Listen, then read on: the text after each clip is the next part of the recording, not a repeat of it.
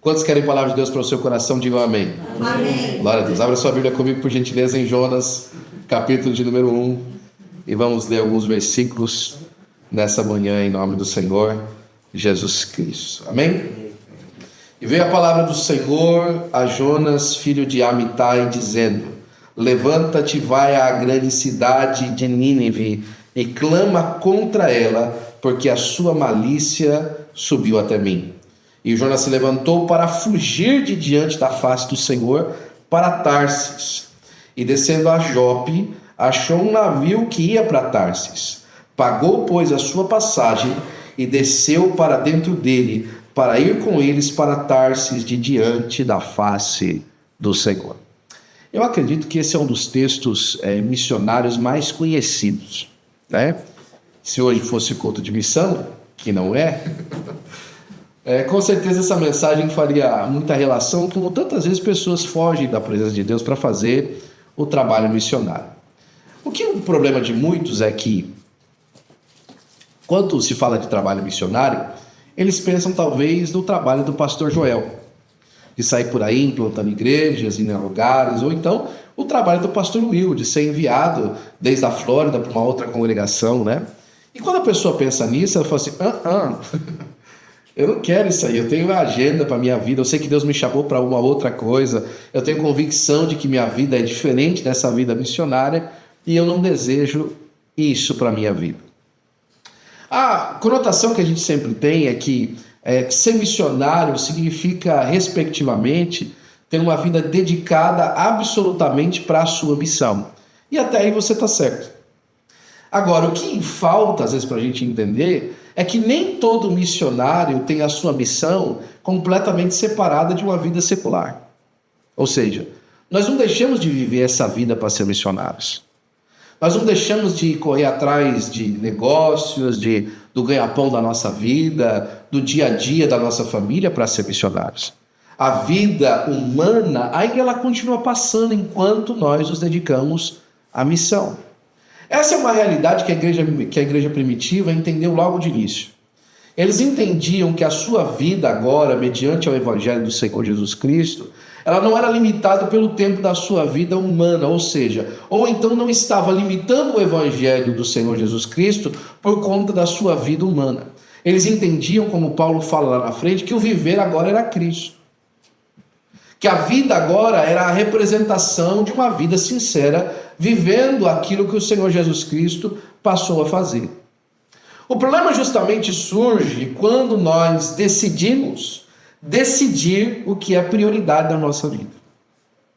E nós temos sempre a vontade de dizer: o Senhor nosso Deus é a prioridade da minha vida. E a pergunta que vem logo depois disso, que muitos pregadores fazem, é: será que é mesmo? Algum tempo atrás, um grande pregador disse assim: quer saber o que é prioridade na sua vida? Isso na década de 90, você vai entender por quê. É só olhar o seu contra-cheque, o talão do seu cheque, depois que você usa.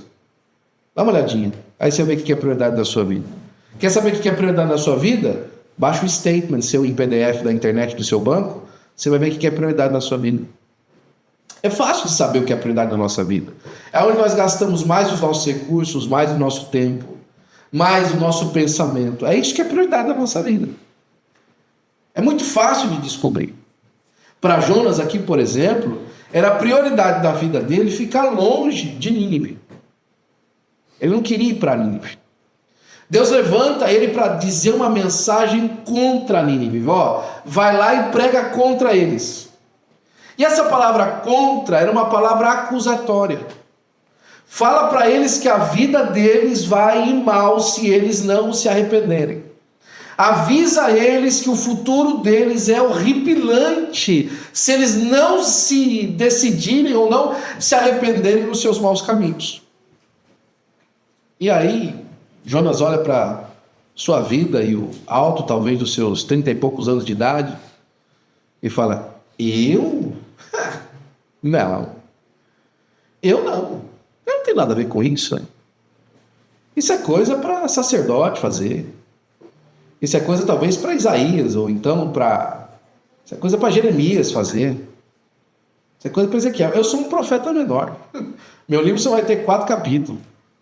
Sabia que alguns historiadores ainda insistem que talvez a história de Jonas é um folclore judaico, porque das coisas absurdas que acontecem com ele? Mas nós entendemos que a palavra de Jonas, a mensagem de Jonas é verdadeira, porque o Senhor Jesus Cristo confirma ela. O sinal do profeta Jonas, ele diz que Jonas é uma pessoa verdadeira.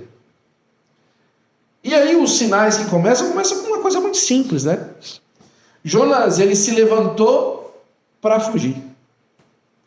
A atitude dele foi assim: Senhor, essa é a missão que o Senhor tem? Ok, então eu vou para o outro lado. A chamada que o Senhor tem para a minha vida é que eu insista nas tuas coisas, então tá bom. Então eu vou insistir em não fazer as tuas coisas. Ele decide contra Deus. E a maioria de nós tem em Deus, essa é o cerne do início que Deus colocou no meu coração.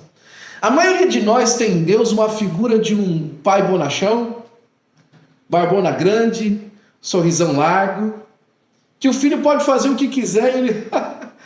Parece que a gente entende Deus mais como um vô do que como um pai, né? E você sabe como é que é a diferença de um vô e do pai, é só pegar o vô, né? O pai fala assim: não faz isso, filho. O vô fala: deixa o menino fazer, né? O pai fala, a mãe fala: não dá doce para a criança. A avó fala: mas eu sou um docinho. É assim, né? Nós temos Deus como um vô. Muitos de nós têm Deus como um vô. Não se preocupa com nada. Não tem problema com nada. Tá tudo bem o que a criança faz. Mas todo vô já foi pai. E sabe o quanto foi sofrível disciplinar uma criança. E principalmente uma criança que tinha dificuldades de ser disciplinada. Nós tratamos a Deus como esse vozão, gente boa, porque nós não queremos ser expostos nas nossas decisões contra a vontade do nosso Pai. Mas a palavra de Deus vai dizer que Jonas se levantou e fugiu. E lá no céu, Deus estava falando assim: that's not okay. That's not okay. Eu não gostei disso aqui. Eu não gostei que você fugiu. Não está tudo bem que você está indo para outro caminho. Não está ok que você está decidindo os seus próprios caminhos e está fazendo as suas próprias decisões longe daquilo que eu te chamei para fazer. That's not okay. E só não that's not okay, não é só isso, não fica por aí. Isso não vai ficar assim. Isso não vai ficar assim, Jonas. A palavra de Deus vai dizer que Jonas pagou pela sua passagem. Ele pegou recursos que haviam vindos de Deus para usar, para caminhar ao contrário de Deus. Ele usou recursos que Deus tinha colocado à disposição de Jonas para ele fazer a sua missão, para usar ao contrário do trajeto que Deus havia dito para ele fazer. A palavra de Deus fala que ele chega a Jope. Jope era o lugar da onde saíam as embarcações do mar Mediterrâneo para ir a vários lugares daquela região. Jope era um lugar de decisão. Jope era um lugar onde, depois da decisão feita, você tinha que arcar com as consequências dela, porque o barco que você entrava não tinha volta depois. Você ia ter que chegar até o destino. Há muitas pessoas que estão encruzilhadas nessa manhã no seu ministério e na sua chamada com Deus. E graças a Deus hoje não tem nenhum novo convertido. Eu não vou dizer isso graças a Deus, mas nunca mais na igreja, mas graças a Deus hoje. Não tem ninguém aqui novo na fé. Mas muitos de nós, na vida cristã, nos encontramos encruzilhadas. Ou eu decido a pressionar a minha vida no caminho de Deus, ou eu pego agora um barco para Tarsis e vou para longe.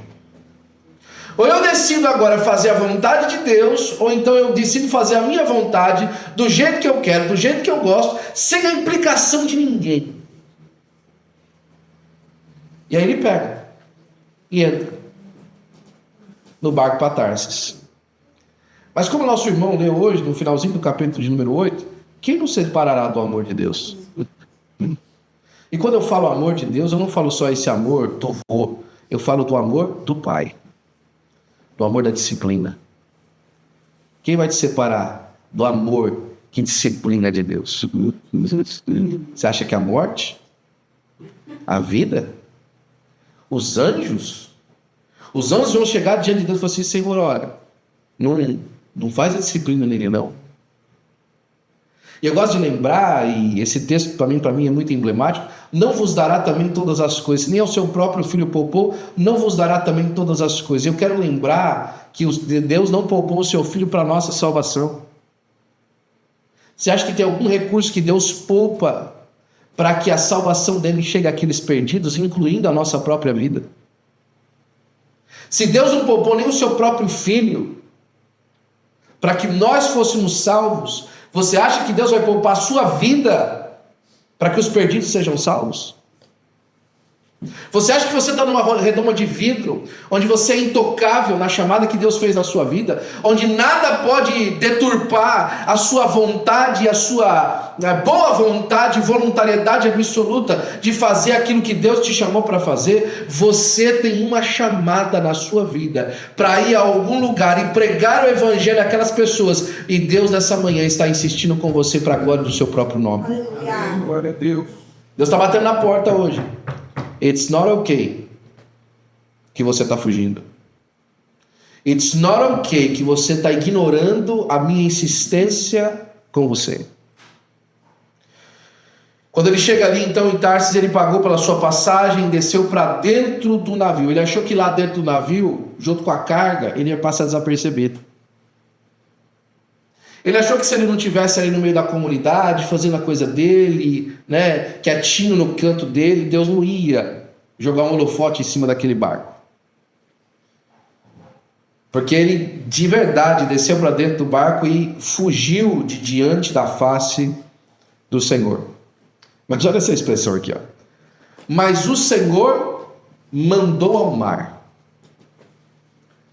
Lembra de alguns dias atrás, nós estávamos falando sobre que Jesus levantou no meio do barco e falou ao mar e mandou ao mar? Então, o Senhor aqui mandou ao mar, só que foi diferente aqui dessa vez. Aqui ele mandou ao mar se acalmar, mas aqui ele falou assim: olha, levanta o vento.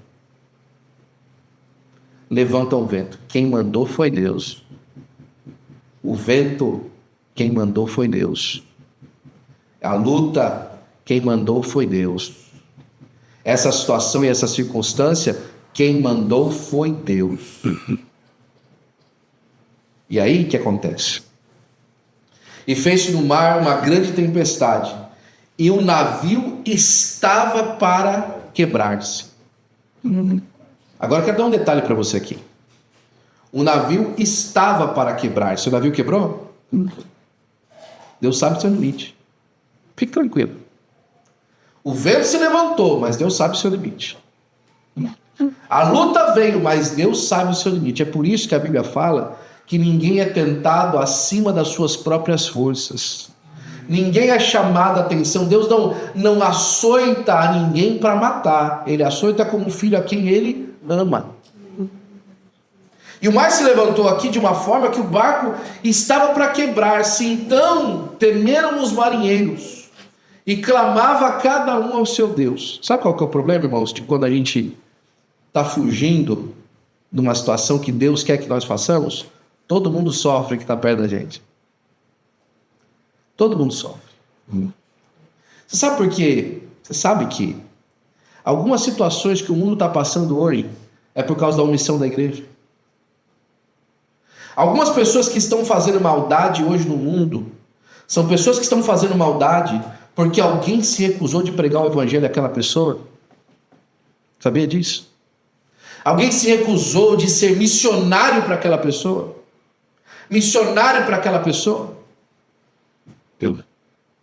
Que se ela tivesse ouvido falar de Cristo, se ela tivesse recebido o evangelho, ela não estaria na situação que ela está hoje.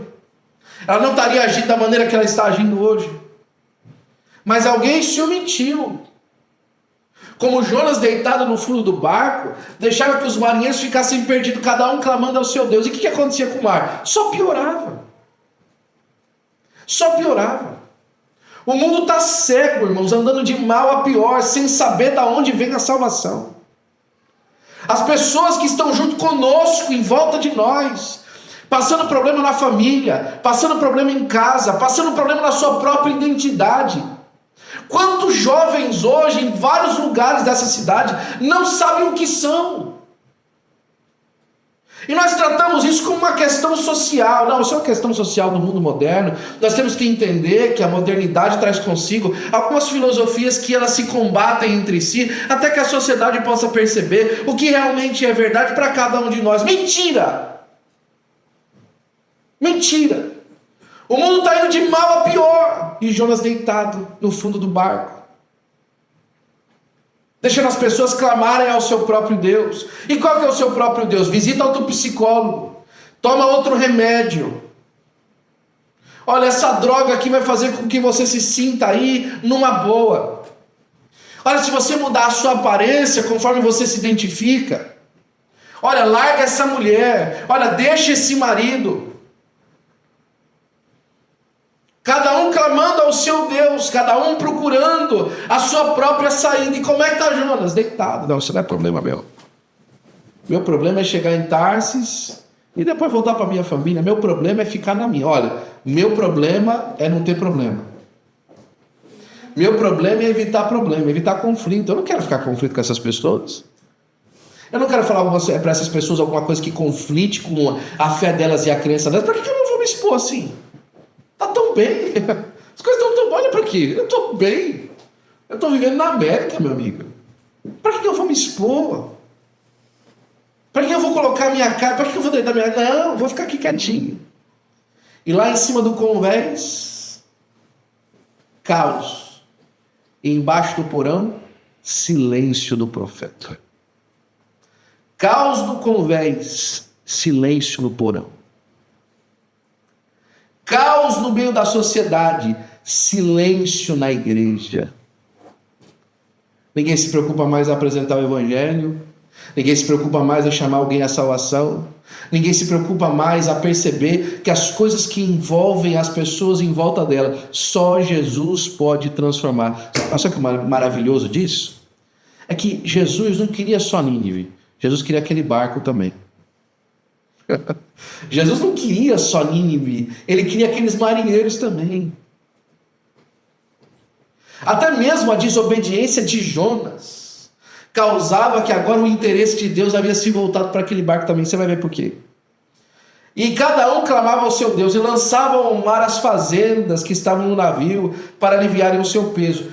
Irmão, o mundo está dando qualquer coisa para se aliviar do peso. O mundo está fazendo qualquer negócio para se aliviar do problema. Essa semana alguém chegou e me abraçou, uma pessoa que tem uma caminhada completamente de experimentação no mundo. Agora se diz crente, depois de tanto tempo. Me abraçou e falou assim, olha pastor, eu acho que eu posso ter certeza de que Deus colocou o Senhor na minha vida para mudar minha percepção, minha visão das coisas. Eu olhei para aquele homem, eu me lembrei da primeira vez que eu orei por ele. Há muitos anos atrás, e eu jamais podia imaginar que eu conheceria aquela pessoa. E eu percebi que Deus não está interessado, irmãos, na nossa agenda. Ele está fazendo a agenda dele até mesmo quando a gente tenta apresentar a nossa. Você está apresentando coisas a Deus, apresentando recursos a Deus, planos a Deus. Deus fala assim, eu vou usar isso aí também, mas você vai fazer o que eu mandei. Eu vou pegar o que você me apresentou aí também, o que você está tentando fazer, mas eu vou fazer o que eu quero para a glória do nome do seu próprio nome, em nome de Jesus. E eles estavam no navio e começaram a jogar a carga, você sabe a história. E Jonas, porém, desceu aos lugares do porão e deitou e dormia profundo sono. Ele aproveitou o balanço do mar e falou assim, eu vou dormir. Quem sabe acaba logo. Sabe uma coisa, irmãos, do profeta Fujão? É que ele, teologicamente, é uma pessoa inteligente.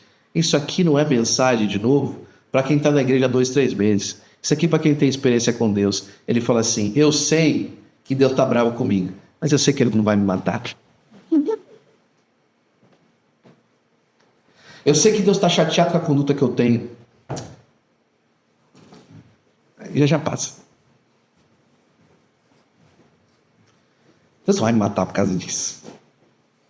Eu sei como é que Deus funciona. Eu sei como é que é o coração de Deus para comigo. Eu não vou, Deus não vai me matar. Então o que eu vou fazer? Eu vou dormir porque assim meu pai esquece. Eu vou sair da frente dos olhos dele, porque assim, sabe, Deus vai me deixar quieto. Já já ele levanta outro no meu lugar. Já já ele chama outra pessoa no meu lugar. Já já ele desiste os olhos que ele colocou em mim, ele fica insistindo comigo. Eu vou ficar quietinho aqui no meu lugar, já já chega outra pessoa. E aí o olhar do pastor passa para a pessoa nova que chegou e começa a investir nela. E eu vou ficar aqui quietinho com coisa que o pastor decidiu investir em você. Com coisa que foi uma decisão pessoal minha quando eu estava em casa lá. Ele falou, deixa eu ver o que eu vou dar para alguma coisa. Não, coisa que é assim que funciona na casa de Deus. Que eu, como pastor, tenho decisões que são pessoais minhas quanto ao rebanho que Deus deu para mim cuidar. E aí Jonas foi lá para o porão, falou, não, isso vai acabar. Mas o barco está para quebrar. Mas não vai quebrar, né? Você acha que meu pai vai quebrar o barco? Ele está com raiva, mas nem tanto, ainda sou filho. E fica lá no barco dormindo. E o mestre do navio chegou-se a ele e disse, o que você está fazendo dormindo? Você acha que não estão percebendo que você está querendo dormir? Você acha que não está se percebendo diante dos olhos espirituais? E aqui o mestre do barco, ele é a visão do Espírito de Deus para te encontrar dormindo e falar assim, escuta, eu estou vendo que você está dormindo. O que você está fazendo aí dormindo? Por que você está se acomodando? Por que você está se acovardando com a obra que Deus chamou para você fazer? Por que você acha que não tem alguma coisa para você fazer no meio desse caos aqui? E continua falando. Levanta e invoca o seu Deus. Talvez assim Deus se lembre de nós para que não pereçamos. Ei, faz a tua parte. Quem sabe Deus se lembra da gente aqui e não morre todo mundo. E continua dizendo. E dizia cada um ao seu companheiro, vinde, lancemos sorte, para que saibamos por que causa nos sobremeio esse mal. E lançaram sorte, adivinha? A sorte caiu sobre Jonas. Quem é que a gente pode aqui achar para dar uma palavra sobre esse assunto? Quem é aqui nesse meio aqui de tanta gente que está aqui em volta de nós, que pode falar alguma coisa? Não se impressione. Quando se virarem para você, fala você.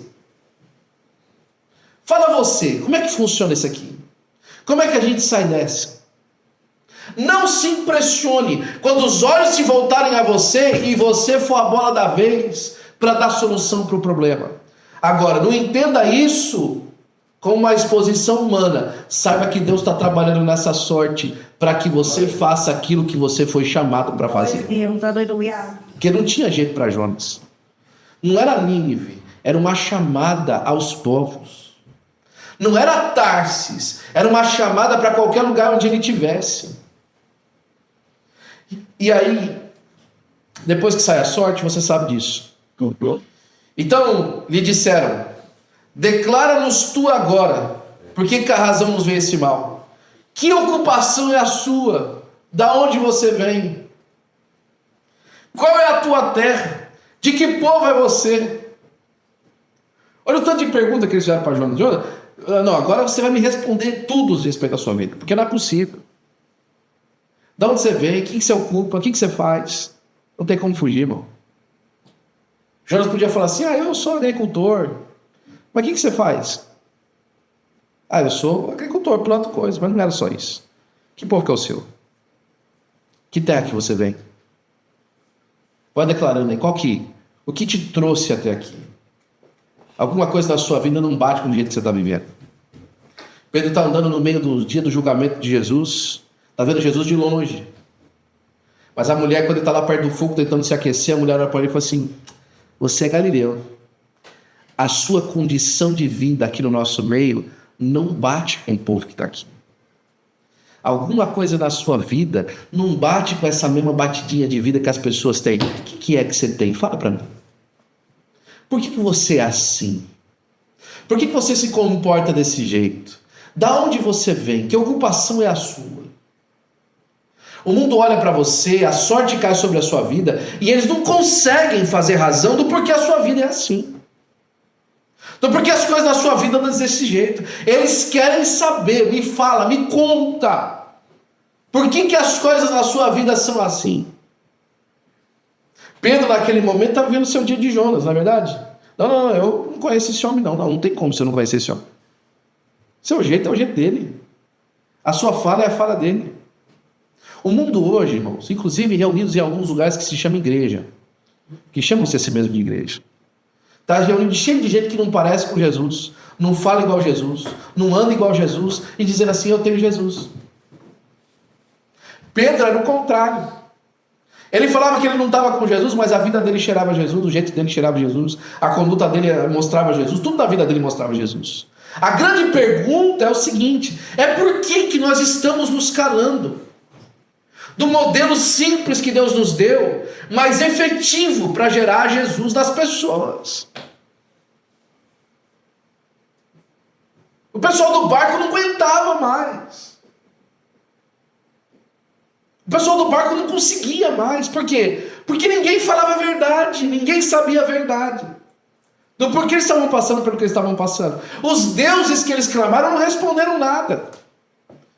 E aí agora chega aqui o Jonas, versículo 9, e disse-lhes: eu sou hebreu, temo ao Deus, ao Senhor, o Deus do céu, que fez o mar e a terra seca. Olha, eu temo ao Deus que fez tudo que existe. Eu temo ao Deus responsável por todas as coisas que acontecem no universo. Olha, eu temo ao Deus que faz brotar a semente, mas também faz secar a planta. Olha, eu temo ao Deus que dá a vida, mas também a tira. Olha, eu temo ao Deus que faz a chaga, mas também cura. Eu temo ao Deus que fez os céus e a terra. Então os homens se encheram de grande temor. Quando eles ouviram a história de Jonas, eles ficaram assim, olha, parabéns, Jonas, que bonito. Então, sabe o que é temor? É respeito absoluto por alguém que você sabe que pode lhe causar bem ou mal. É um respeito profundo, porque você sabe que pode lhe causar bem ou mal. Agora é interessante isso. Os homens, quando ouviram a história de Jonas, sentiram temor. Mas Jonas não estava com medo do que podia acontecer com ele. Jonas não olhava para si e falava assim, não, peraí, se esses homens que não conhecem a Deus têm temor de Deus, por que eu não tenho? Por que eu não tenho temor de Deus mais? Por que eu não temo a Deus mais quando Ele me chama e me fala que eu tenho uma obra específica para fazer para Ele? Por que isso não me traz temor no coração? Por que eu não me busco me dedicar melhor à obra de Deus e às coisas do Senhor quando eu ouço que Ele me chamou para alguma coisa específica? Por que eu vivo a vida como o Zeca Pagodinho, deixa a vida me levar, a vida leva eu? Por que isso não me traz constrangimento diante da minha vida para saber que eu estou marcado por Ele? E que eu não posso viver de qualquer jeito, que eu não posso andar de qualquer jeito, que eu não posso falar de qualquer jeito. É interessante, né? Esse temor aqui é o mesmo que Jesus fala, olha, não tema os homens que podem simplesmente matar o corpo e não pode fazer mais nada. Tema a Deus, que não só pode matar o corpo, como jogar a alma no inferno. Sabe quem falou isso? Jesus. Jesus falou isso. Agora os homens ouvem que Jonas era servo do Deus que fez o céu e a terra, e a pergunta deles é a mais óbvia possível. Por que você fez isso? Por que foi que você fez isso? Olha o prejuízo que você deu para todo mundo. Será que você tem coragem de encontrar com Los Angeles e a Califórnia? E contar o que Deus te chamou para fazer nesse lugar? E ouvir deles e falar assim, mas por que você está se acovardando? Por que você está fazendo isso com a gente? Se a palavra que está na tua boca e no teu coração tem solução para a nossa vida, por que você está ficando quieto? Por que você está fazendo isso com a gente? Por que você está deixando Los Angeles morta nos seus delitos e pecados? Por que você está deixando esse seu irmão brasileiro, um americano, longe da graça e da salvação que há em Cristo Jesus? Por que você está fazendo isso? Que projeto pessoal seu é tão extraordinário que é maior que o projeto do Evangelho para o pecador? Que projeto que você tem, que é tão maravilhoso, que evita, que faz com que o projeto de Deus na sua vida seja secundário, ou então em terceiro lugar? Essa é uma pergunta pertinente para nós essa manhã. E não acho que quando eu prego para você, eu não prego para mim também. É uma pergunta pertinente para nós. O que é que você está fazendo? Por que você fez isso? Ele está perguntando, né? Continua no versículo 10 ainda. Pois sabiam os homens que fugia diante do Senhor, porque agora ele tinha declarado. E disseram-lhe, que fazemos nós para esse mar se acalmar? Porque eles pensaram o seguinte, até esse homem agora aí está um salvo. O que nós vamos fazer para o mar se acalmar? Como é que a gente apazigua agora a deidade verdadeira que fez com que isso acontecesse com a gente? Eles não sabiam como prestar culto a Deus.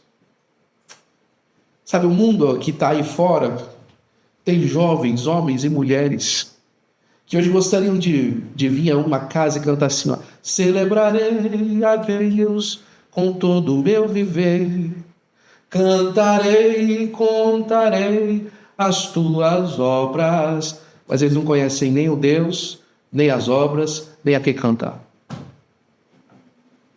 Eles gostariam de chegar talvez na casa de Deus e cantar assim, a honra, a glória, a força. Mas eles não sabem para quem cantar. Eles não sabem para quem expressar a alma. E eles estão fazendo alguma coisa para acalmar o Deus de Jonas. Eles já foram na macumbaria, já foram no espiritismo. Eles estão tentando acalmar o Deus de Jonas. Mas Jonas, o problema é de vocês. Eu vou lá no domingo no culto, vou na quarta-feira no culto de ensino, participo com os irmãos e cada um, né? Faço o meu trabalho na igreja, naquilo que me diz respeito, mas cada um. Entenda, eu sei que a palavra está sendo dura com você, como está sendo dura comigo. Agora preste atenção. Nós estamos a um passo de entrar numa outra esfera de trabalho aqui que Deus está nos dando. Não entenda você que se Deus cumprir essa etapa de nos colocar num lugar maior que seja nosso, é para a gente ficar olhando para a estrutura do templo e falar assim, ó, olha só o que a nossa força alcançou. Olha só o que o nosso braço conquistou. Olha o que a nossa organização e a dedicação de cada um na sua posição fez com que a gente alcançasse. Não tenha isso como uma realidade. Se Deus nos colocar nessa próxima etapa, o nível de trabalho que Deus vai lhe dar vai subir muitas e muitas vezes. A esfera de trabalho que Deus vai colocar essa igreja para fazer, ela vai crescer muitas e muitas vezes. E a palavra de Deus no nosso coração nessa manhã diz, Jonas, sai do porão. Jonas, não entra nesse barco para Tarsis, Jonas. Existe uma palavra para ser pregada contra essa cidade. E essa palavra contra vai mudar a maneira como essa cidade enxerga a si mesmo e o Deus misericordioso dos céus e da terra. Aleluia. Versículo de número 11. Porque o mar se elevava e engrossava cada vez mais. Eles estão nessa discussão e a situação só fica pior. E Jonas está olhando para o seu relógio, olhando para a situação e a condição só fica pior. Versículo de número 12. E ele lhes disse, levantai-me e lançai-me ao mar, e o mar se aquietará. Aí Jonas falou assim, quer saber? Eu vou vazar daqui, meu amigo. Ele é fujão, fugir mais uma vez. Onde todo mundo está acusando ele. E aí ele teve essa percepção, né? Eu tenho, quando eu olho para esses textos assim, para essas frases, uma interpretação que às vezes foge um pouquinho daquilo que é a normativa, né? Uma obra sacrificial de Jonas, amém. Mas também uma maneira de fugir de novo. Fugir da situação. Eu vou para o mar. O mar vai se aquietar. Será que vai mesmo, Jonas? Não sei, mas se não aquietar, pelo menos eu não estou aqui mais. Pelo menos eu pego talvez uma carga e boia. Eu vou fugir de novo. Eu vou sair de novo. Entretanto, os homens remavam, esforçando-se para alcançar a terra, mas não podiam porquanto o mar ficava mais forte. Então clamaram ao Senhor e disseram, Senhor, nós te rogamos, não pereçamos por causa da vida deste homem, e não ponha sobre nós sangue inocente, porque tu, Senhor, fizeste como te aprouve. Os homens então olharam para a sua situação e clamaram a Deus. Olha só que coisa fantástica. Jonas, até mesmo na fuga, estava fazendo com que esses homens agora, pela primeira vez na vida, clamassem a Deus. Pela primeira vez na vida, agora tivessem consciência que existe um Deus vivo. E foi justamente na hora que eles jogaram Jonas no mar. Quando eles jogaram Jonas no mar, quando eles colocaram Jonas de volta no seu propósito, o que aconteceu? Cessou a fúria do mar. Deixa eu falar uma coisa para você. Algumas coisas estão acontecendo na nossa vida. Alguns momentos de luta estão se levantando, porque Deus quer trazer você de volta para o propósito. E nem que você tenha que ser jogado no mar, pelas pessoas que você está se alinhando para fugir do propósito de Deus, Deus vai fazer isso para que você possa voltar ao propósito deles. Você se aliou com pessoas. Você fez planos para você mesmo. Você traçou metas para você mesmo. Mas hoje Deus está jogando essas metas por terra para te trazer de volta ao propósito pelo qual Ele te chamou. E você vai voltar ao propósito pelo qual Ele te chamou para a glória do seu próprio nome. Não vai ter fuga, não. E eu termino por aqui pela última vez. Pela primeira vez e última vez também. Porque o nosso horário já foi. Temeram, pois, estes homens ao Senhor com grande temor. E ofereceram sacrifícios ao Senhor e fizeram votos. Olha o povo crente, meu amigo. Como ficou crente o povo quando eles viram o que o mar fez. Eles fizeram sacrifício ao Senhor e voto. Sacrifício é por aquilo que Deus fez agora. Mas voto é por alguma coisa que Deus vai fazer na frente. Olha a perspectiva desses homens como mudaram. Eles adoraram a Deus ali agora, mas também prepararam uma adoração que eles iam fazer no futuro, mediante as promessas que eles pediram de Deus. E Jonas: deparou, pois, o Senhor um grande peixe para que tragasse Jonas. E esteve Jonas 3 dias e 3 noites nas entranhas do peixe. O peixe, por fim, leva Jonas até o seu propósito. O peixe, por fim, joga Jonas de novo no lugar onde ele deveria ter ido no começo. Mas nenhuma viagem do crente é em vão. Nenhuma passagem do crente é em vão. Deus não te chamou aqui nessa manhã para que você viesse aqui em vão. Deus não te fez caminhar pelos caminhos que você caminhou em vão. Essa semana eu tive a oportunidade da segunda-feira de sentar e tomar um café bem tranquilo com o meu pastor, com o nosso pastor. E ele lembrava comigo os últimos 19 anos que a gente trabalhava junto. Quem de nós podia escrever no papel aquilo que Deus ia fazer à frente? Quem de nós podia dizer um outro, quando nos conhecemos pela primeira vez, que Deus ia unir a nossa vida para propósitos pelo qual nós estamos vivendo hoje, que a gente falava, mas sequer sonhava como é que ia isso acontecer? Quando eu comecei na nossa igreja era uma igreja de por volta de 35, 40 congregações. 20 anos depois, nós somos 127 igrejas ao redor do mundo. Deus me deu a possibilidade, me deu o privilégio de acompanhar isso acontecer. De ver Deus mudar as nossas posições e a maneira como nós fazíamos a obra de Deus, cada um de nós. A maneira como Deus foi acrescentando ao ministério de cada um, a maneira como Deus foi expandindo o trabalho de cada um. E sabe o que eu vejo para nós aqui? A mesma história repetindo. Deus está expandindo a sua vida, o seu ministério. Deus está fazendo crescer a perspectiva que você tem daquilo que é a obra de Deus. Você não vai ficar nesse mesmo lugar mais hoje. Deus te coloca como no cais de Jope, como no porto de Jope. E você precisa decidir. Jonas, você está marcado. Jonas, você está marcado por Deus. Existe um projeto de Deus para a sua vida, para a sua história, para a sua chamada. Você não tem para onde ir, Jonas, a não ser para os braços do Senhor. A sua saúde depende disso, Jonas. O seu futuro depende disso, Jonas. A sua alegria depende disso, Jonas. O real motivo de você estar aqui hoje, batendo as pestanas, é porque de alguma forma Deus está investindo na sua vida para a salvação dos perdidos. Fique de pé, por gentileza, eu quero orar por você. A primeira oração que eu quero fazer. Eu vou chamar todo mundo de uma vez para você não se constranger, tá? Mas você vem pela onde Deus te tocou mais. A primeira pessoa que eu quero chamar aqui na frente, o primeiro motivo que eu quero chamar, é você que sabe que você está fugindo. Deus está insistindo com você. Deus está, sabe, chamando você. Está pressionando você. Você não fica com vergonha, não? Deus está na sua cabeça, sabe? Ei, vem fazer minha obra.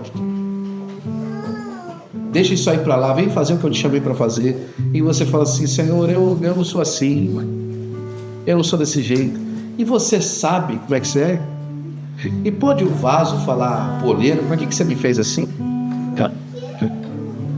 E pode o vaso dizer: poleiro, olha, você não poderia ter me feito assim, não. Ai, minha coragem. Por que você me fez assim? Quando você vier à frente, dobra o seu joelho, por gentileza, para a gente orar com você. Por que você me fez assim? A segunda chamada que eu quero fazer para você, você que sente que você está no meio de um turbilhão. O mar está se levantando, está revolto, está ruim, está difícil. Mas Deus hoje está te chamando a atenção. Ei, é porque você perdeu os olhos do lugar. É porque você mudou o que você estava vendo. Você estava vendo o seu conforto. E sabe qual que é o pior? Parece que você pagou para estar aí. Jonas pagou a passar aí para estar lá no meio da tempestade. Ele pagou para isso. Você pagou para estar aí. Mas você não vai pagar para continuar aí. Deus vai te mudar. Deus vai te trazer de volta ao seu propósito. Se hoje você quer voltar para o propósito de Deus, eu quero chamar você à frente também. E por último, você que sabe que Deus colocou uma grande missão nas suas costas, mas você não quer ser nenhum dia como Jonas. Você fala assim: Senhor, eu quero passar longe de Jonas. Eu quero estar longe de Jonas. Eu quero sempre estar dedicado ao Senhor. Eu quero orar por você também nessa noite, nessa manhã, em nome de Jesus. Se você, qualquer uma dessas palavras falou com você, eu quero que você venha à frente, eu quero orar por você. Celebrarei a Ti, ó Deus, com meu viver. Cantarei, contarei as Tuas obras dentro do navio. Pois por Tuas mãos foram criados terra, céu e mar e todo ser que neles há.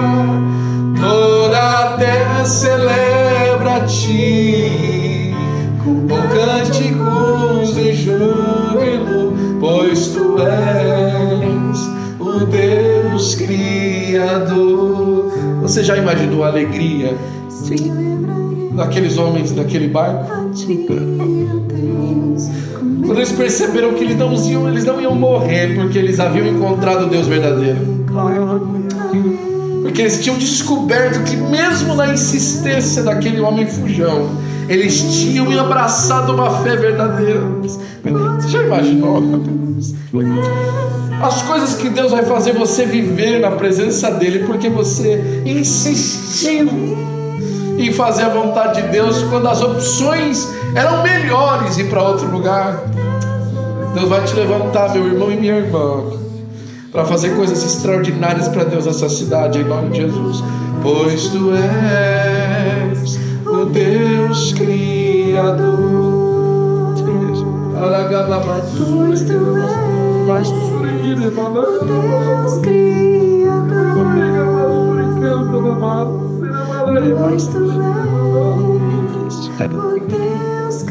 Senhor Pai, nós te amamos, Jesus. Nós nos colocamos aos Teus pés, ó Senhor. Entregues, ó Senhor Pai, ao Teu amor e à Tua chamada, Senhor. Senhor Pai, é verdade que dentro de nós, ó Senhor Pai, não existe nada que nós possamos oferecer. Mas o Senhor colocou uma palavra no nosso coração e na nossa vida, Senhor. E hoje nós estamos, ó Senhor Pai, abandonados aos Teus pés, ó Senhor. Nós estamos, ó Senhor Pai, crentes, ó Senhor Pai, crentes que foi o Senhor que nos chamou aqui. Estamos crentes, ó Senhor Pai, que foi o Senhor quem nos deu, Senhor, essa missão extraordinária, Senhor Pai, de te servir. Senhor Pai, eu morro, posso esperar, Senhor, a produção dessa palavra, Senhor, os frutos que o Senhor vai dar, Senhor Pai, a partir de hoje, Senhor Pai, nessa cidade. Hoje o Senhor distribui dons, ó Senhor Pai, dom de curar, Senhor, dom de profetizar, Senhor Pai, dom da palavra de sabedoria, dom da palavra de conhecimento, dom, Senhor Pai, de discernimento de espíritos da sua igreja, para fazer a obra do ministério, Senhor Pai. Hoje o teu povo recebe, hoje, Senhor Pai, um renovo no teu Espírito Santo. Senhor Pai, o Senhor hoje vai dar visão, Senhor, espiritual, visão de enxergar longe, Senhor.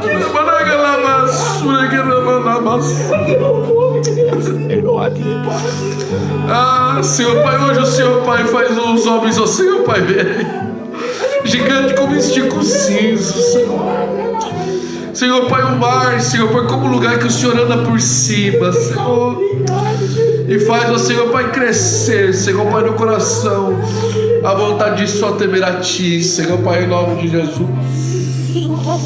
Em nome de Jesus, ó Senhor Pai, cumpre o Teu querer, o Teu povo, e nós daremos a honra, a glória e o louvor em nome de Jesus. A glória, a força e o poder ao Rei Jesus, e o louvor ao Rei Jesus, a honra, a glória, a força e o poder ao Rei Jesus, e o louvor ao Rei Jesus.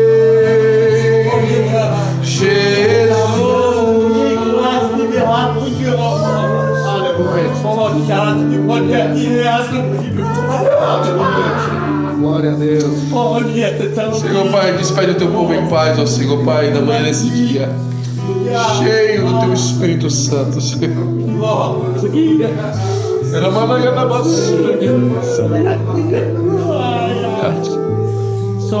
Cheio do teu poder, Senhor. Porque hoje nós não recebemos casa nem carro, nós recebemos hoje trabalho, Senhor. E nós vamos para casa felizes. Nós recebemos hoje de Ti, Senhor, missão, e vamos para casa felizes, ó Senhor. Hoje a Tua palavra não prometeu documento, não prometeu, Senhor Pai, coisas efêmeras dessa terra, mas nós vamos para casa hoje felizes, porque a Tua palavra hoje nos deu utilidade na Tua obra, Senhor. Senhor, levanta um povo repleto de Ti, Senhor, nesse lugar. Leva em paz, ó Senhor Pai, os Teus filhos e filhas. Nos faz viver esse propósito, Senhor, dessa porta para fora. E nós para sempre Te daremos a honra, a glória e o louvor. Em nome de Jesus. Amém. Estenda suas mãos. Que a graça de nosso amado Senhor e Salvador Jesus Cristo, o grande amor de Deus, o nosso Pai, as doces consolações do Espírito Santo de Deus, seja com todo o povo de Deus. E o povo de Deus diz com alegria: amém. Amém. Dê um abraço ao seu irmão que está ao seu lado. Glorifique o nome de Jesus com ele e fortaleça o seu irmão na fé do Senhor Jesus Cristo.